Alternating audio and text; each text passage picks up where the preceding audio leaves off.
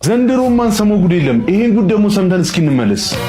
ዓርብ ሮብ እያለ ሳያጾም ሁዳዴ ስጋ ያበላዋል ሳያቋርጥ ላንዴ አድሶ ምናምን የተወሰነው ያሰግድ እንትን ነው የሁኔታ አድሶ ሰው ነው የሚባሉ አይነት ነገሮች ተነሱ።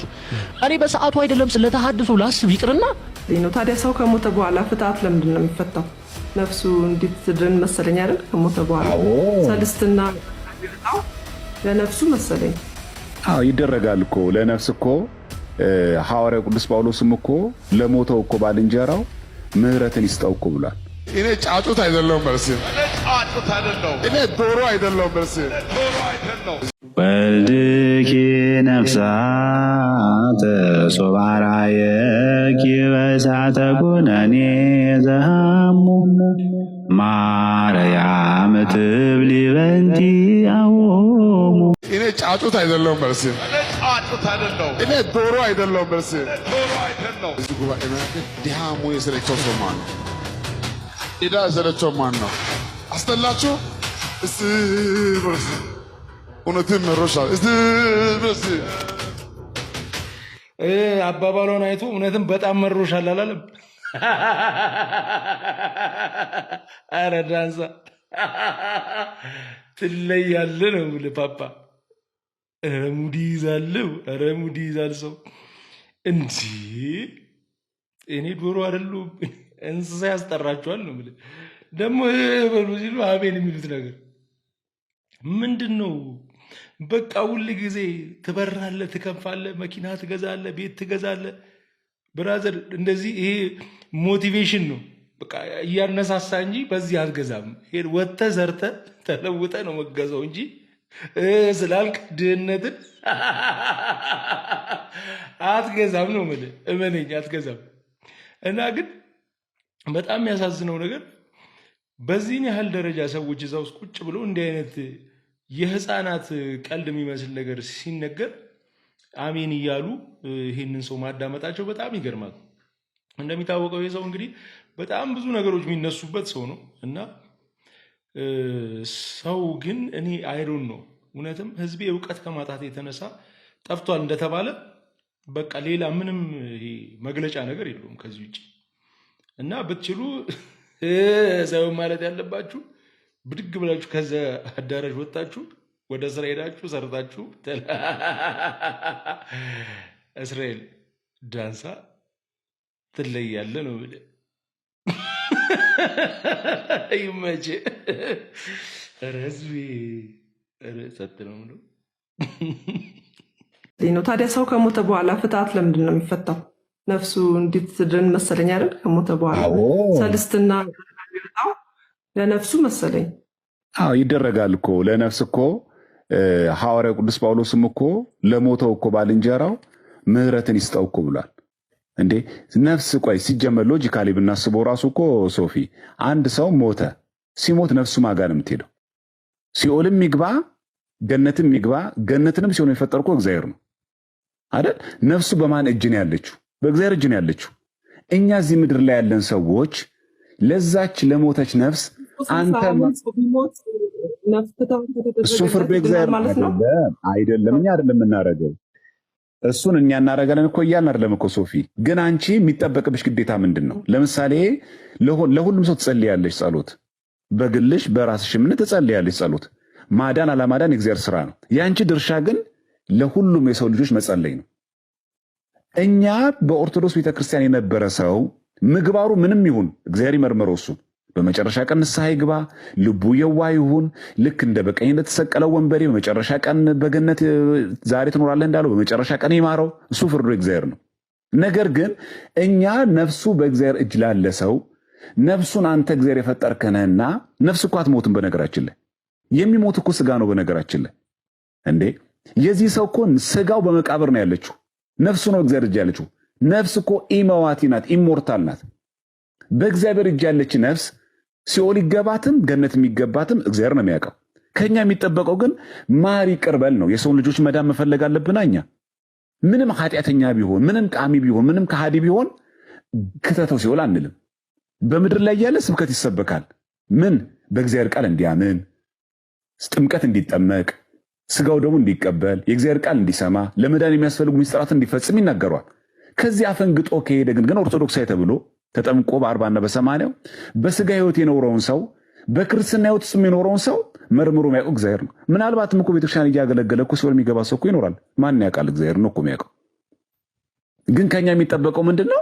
ነፍስ ማር ይቅር በለው፣ ነፍሱን ገነት አስገባው፣ ከቅዱሳን ጋር አሰልፈው ማለት እንዴት ነው መጽሐፍ ቅዱሳዊ የሚሆነው? አድሶ ምናምን አሉ የተወሰነው ያሰግድ እንትን ነው የሁኔታ አድሶ ሰው ነው የሚባሉ አይነት ነገሮች ተነሱ። እኔ በሰዓቱ አይደለም ስለተሐድሶ ላስብ ይቅርና ስለመውጣት ማላስብ ሰው። እዚህ አካባቢ የምትገኙ ሰዎች ይሄ ልጅ ብትመክሩት መልካም ነው። ምክንያቱም ይሄ ልጅ ጩኸት እንጂ ምንም አይነት እውቀት የለውም። ይሄንን የምናገረው በተደጋጋሚ ቪዲዮ ሰርቼ አልሰማ ስላለ ነው። ምክንያቱም የሚያደርጋቸው ድርጊቶች ከሥርዓተ ቤተክርስቲያን አንጻር ሲዳኙ ልክ ያልሆኑና ቤተክርስቲያንን የሚጎዱ ስራ ነው የሚሰራው። አሁን እዚህ ቃለ መጠየቅ ላይ ምን ብሎ እየተናገረ ነው? እኔ መናፍቅ አይደለሁም፣ እኔ ታድሶ አይደለም፣ ሰዎች ናቸው እንደዚህ የሚሉኝ ብሎ ይናገራል። አንተ እኔ መናፍቅ አይደለሁም፣ እኔ ታድሶ አይደለም ብለህ ስለተናገርክ ብቻ አይደለም ማለት አይደለም። ምክንያቱም የምትሰራው የምትናገረው የምትዘምረው ስራ ሁሉ የነሱን ስራ የነሱን መልእክት የሚያስተላልፍ ስራ ስለሆነ፣ ስለዚህ ብድግ ብሎ ሰይጣን እኔ ሰይጣን አይደለሁም ቢል ሰይጣንነቱ አይቀርም። የታድሶን ስራ እየሰራ የነሱን ዝማሬ እያቀነቀንክ ታድሶ አይደለሁም ብትል የሚሰማ ሰው አይኖርም። ስለዚህ በዚህ ልክ ብትጠነቀቅ መልካም ነው። የምትሰራው ስራ ገንዘብ ያመጣልኛል ብቻ ሲሆን ቤተክርስቲያንን ይጎዳል፣ ከሥርዓተ ቤተክርስቲያን ወጥቷል ወይ ብለህ አባቶችን ለማማከር ለመጠየቅ ሞክር። ብዙ ጊዜ ተመክረ አልሰማ ብለሃል። ይህ አካሄድ ደግሞ እልህ ውስጥ ይከትና መጨረሻ ከመናፍቃን ከታድሶ አዳራሽ ራስን እንድታገኝ ያደርጋል። ስለዚህ ተመለስ፣ ልብን መልሶ የሚነገርን ነገር ስማ፣ አስተካክል። ይሄ ከሥርዓተ ቤተክርስቲያን ውጭ ነው ልክ አይደለም ከተባልክ በቃ ከሥርዓተ ቤተክርስቲያን ውጭ የሆነ ስራ አልሰራም ብለህ ስራዎችን መመለስ ነው። ከቤተክርስቲያን ስርዓት የሚበልጥብህ ከሆነ ደግሞ እነሱን መከላከል ነው ያለው አማራጭ፣ ያና ያ ብቻ ነው። ስለዚህ አስተካክል፣ ተማር። በጩኸትና በዝማሬ ላይ ፎከስ ከምታደርግ ይልቅ ደግሞ ቤተክርስቲያን ምን ትላለች ብለህ ትምህርቶቿን ለመከታተል ስርዓቶቿን ለመማር መጽሐፍቶቿን ለማንበብ ሞክር። አለበለዚያ ግን መጨረሻ ጥሩ አይሆንም። በእርግጠኝነት ነው የምነግርህ። ብዙ ሰዎች እንደዚህ እልህ ውስጥ ገብተው ራሳቸውን ከመናፍቃን አዳራሽ አግኝተውታል። ስለዚህ ከእልህ ውጣ፣ ልብን አታደንድን፣ ምክር ስማ፣ ተግሳጽ ተቀበልና እንደዚህ አይነት ስራዎችን ተዋቸው። ምክንያቱም አንተ ሆነ ራስን እየሳልከው ያለኸው ትክክለኛ መንገድ ላይ ሆነ አንተ ልክ አይደለም የሚሉ ሰዎች ሁሉ ስህተት መንገድ ላይ እንዳሉ አድርገህ እየቆጠርክ ነው። ይሄ ነገር ደግሞ ትዕቢት ነው። ትዕቢት ደግሞ ለሰይጣንም አላዋጣውም። ከነበረበት ክብሩ አውርዶ ከሲኦል ጣለው እንጂ። ስለዚህ ምክር ስማ፣ ስትመከር እሺ ብለህ ተቀበል። የምታደርገው ነገር የምትዘምረው ዝማሬ አንድ ሁለት ብለን ብንጠይቅ ከመናፍቃን የተቃረመ የቅዱስ ያሬድን ዜማ የሚጥስ ከቤተ ክርስቲያን የማይስማማ ነውና ብችል ስማኝ። ለዚህ ልጅ ሜንሽን እያደረጋችሁ እናንተ ደግሞ አድርሱልኝ። ሰላማችሁ ይብዛ። ይህንን ቪዲዮ አይተን እንመለሳለን። ከምን ጊዜም በላይ ይህ ቪዲዮ እንዲወጣ ስለምፈልግ ከቻላችሁ ኮፒ ሊንክ አድርጉልኝ፣ ኮመንት ላይ ሜንሽን አድርጉለት። ለማን? ለእሼቱ ዶንኪ። እሼቱ ዶንኪ ስላችሁ ስድብ እንዳይመስላችሁ። እሼቱ ዶንኪ ቲዩብ የዩቲዩብ ስም ስለሆነ ነውና ለእሼቱ ዶንኪ አድርሱልኝ። ሰምተን እንመለስ። ፍኖተ ጽድቅ አዲስ የተለቀቀ ስራ አላቸውና ይሄ የግጥሙ ሀሳብ የትኛውን ቤተክርስቲያን ይወክላል? እስቲ አጣራ የሰጠኝ ምላሽ አብረን ያለን።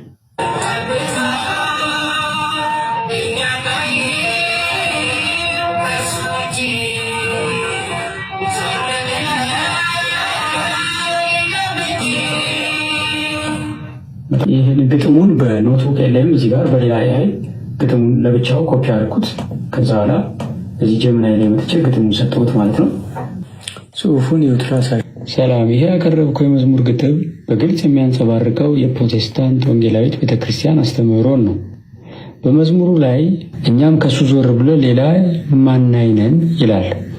ማብራሪያ የፕሮቴስታንት አስተምህሮ ማዳንም ሆነ አምልኮ በኢየሱስ ክርስቶስ ብቻ መሆኑን አጥብቆ ያስተምራል። በመዝሙሩ ላይ ከእርሱ ዞር ብለን ሌላ ምንም አናይም ማለቱ የቅዱሳንን የመላእክትን ወይም የማርያምን ምልጃና ተራዳኢነት ኢንተርሴሽን ኦፍ ሴንትስ ላለመቀበል የሚዘመር መዝሙር መሆኑን ያሳያል።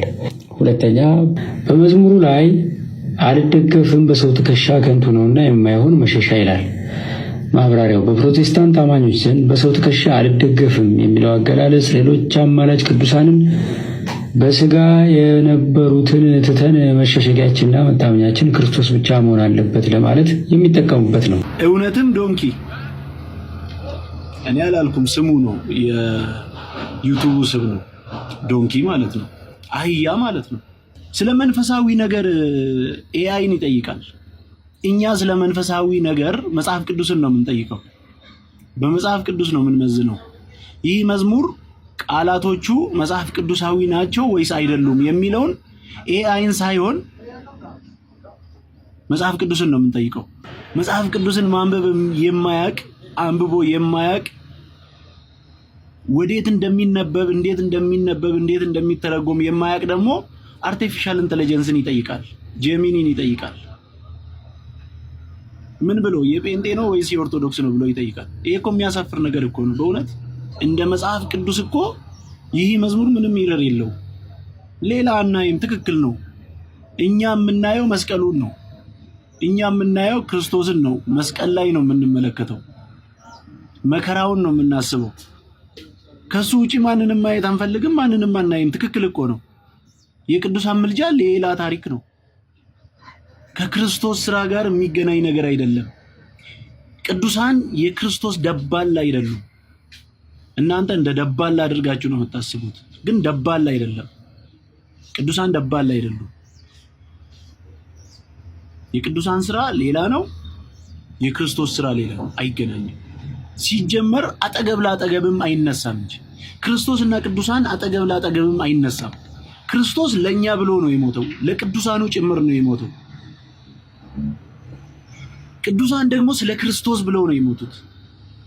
ስለ ክርስቶስ ነው መከራን የተቀበሉት። የተገረፈው ስለ ክርስቶስ ነው የተገረፈው። የተሰቀለው የሞተው ስለ ክርስቶስ ነው የሞተው እንጂ ለኛ የሞተ ቅዱስ የለም፣ ለኔ የሞተ ቅዱስ የለም፣ ስለ ሰው ልጅ የሞተ ቅዱስ የለም። አማላጅነት ሌላ፣ ሞቶ ማስታረቅ፣ ሞቶ ማዳን፣ ሞቶ ህይወትን መስጠት ሌላ። አይገናኝም። ሞቶ ህይወቱን የሰጠኝ ክርስቶስ ብቻ ነው። ስለዚህ ሌላ ላይም ማንን ነው ማየው ከክርስቶስ ውጪ? ሞቶ ነፍሱ በነፍሱ ህይወትን የሰጠኝን ክርስቶስን ብቻ ነው የምመለከተው። ከሱ ውጪ ማንንም አላይም። መጽሐፍ ቅዱስ ነው የሚለው። ጄሚኒ አንተ ያቀረብከው ማስረጃ እንኳን እኮ መጽሐፍ ቅዱስን እኮ ነው ስትጠቅስ የነበረው። ዕብራውያንን እየጠቀሰች ነበር እኮ። መጽሐፍ ቅዱስን እኮ ነው እየጠቀሰች የነበረው ከዚህ መጽሐፍ ቅዱስ ክፍል አንጻር እያለች። ሰው ማንን እንድናይ ነው የፈለጋችሁት እንዴ? ለኛ የሞተ ቅዱስ አለ እንዴ? ለኛ የሞቱ ቅዱሳን አሉ፣ በሴትም በወንድም አለ። እኔ እንጃ፣ እኔ እስከዛሬ ሰምቼ ስለማላቅ እኮ ነው። ለኛ የሞተ ቅዱስ የለም። የሞቱ ቅዱሳን ተገርፈውም ይሁን ቁልቁል ተዘግዝቀው እንደነ ጴጥሮስ ተሰቅለው የሞቱትም ጭምር እንደነ ጳውሎስም ጭምር እንደነ አባ ተክለ ሃይማኖትም ጭምር አንድም ሰው ስለ ሰው ልጅ የሞተ የለም። ስለ ሰው ልጅ የሞተ የለም። ስለ ሰው ልጅ የሞተ ኢየሱስ ክርስቶስ ብቻ ነው። እነዛ ቅዱሳን የሞቱት ለምንድን ነው? ስለ ክርስቶስ ብለው ነው የሞቱት። ስለ ስሙ ተሰደው፣ ስለ ስሙ በሰው ዘንድ ተጠልተው፣ ስለ ስሙ ተገርፈው፣ ስለ ስሙ ሞተዋል። ዋጋቸውን ደግሞ ያገኛሉ ማለት ነው እንጂ ስለኔ የሞተ ቅዱስ የለም። ስለኔ የሞተው ክርስቶስ ብቻ ነው። ለዛ ነው እሱም ብቻ የምመለከተው። እና በዚህ ዙሪያ እሼቱ ዶንኪ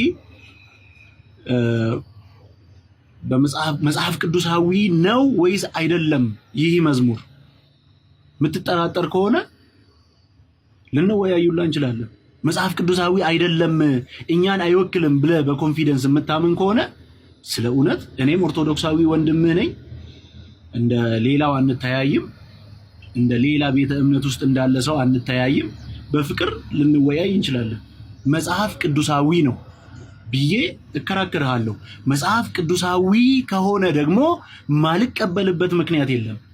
አይ መጽሐፍ ቅዱሳዊ አይደለም ይህ መዝሙር ጄሚኒ ለኔ ማስረጃ ነችና የጴንጤ ነው ብለህ በኮንፊደንስ የምታምን ከሆነ እንወያያለን። ዘንድሮም ማንሰማው ጉድ የለም። ይሄን ጉድ ደግሞ ሰምተን እስኪ እንመለስ። ዓርብ ሮብ እያለ ሳያጾም ሁዳዴ ስጋ ያበላዋል ሳያቋርጥ ላንዴ ችጋር እያለ መኖር አለ። ጥያቄ ለፕሮቴስታንት ኢየሱስ ክርስቶስን ስበኩ ትሉናላችሁ። ነገር ግን እኛ በአፍ ሳይሆን በተግባር እየሰበክን ሳለን ኢየሱስ ክርስቶስ የጾመልንን ጾም ስንጾም እያያችሁ እናንተ ቧልትና ፌዝ ነው ስራችሁ። የእናንተ ኢየሱስ ክርስቶስ ለነገሩ ፈራጅ ሳይሆን አማላጅ ነው። የኛ የድንግል ማርያም ልጅ ትህትናን ዝቅ ብሎ ያሳየን ሁሌም በልባችን የሚኖረው ስሙን ደጋግመን የምንጠራው የምናመልከው ፈራጃችን ኢየሱስ ክርስቶስን በአፍ ብቻ ሳይሆን በተግባርም እናመልከዋለን። ስለዚህ የኢትዮጵያ ኦርቶዶክስ ተዋሕዶ ቤተክርስቲያን አማኝ የሆናችሁ በሙሉ ይሄ ቪዲዮ ኃይል ይኖረው ሪፖስትና ሼር እያደረጋችሁ ለብዙዎች አዳርሱልኝ። ሁላችሁም ስሙንም እየጠራችሁ ኢየሱስ ክርስቶስ እያላችሁ ኮመንቱን በሙላ ጻፉልኝ። ይህን ስም ከኛ ውጪ መጥራት የሚገባው ማንም የለምና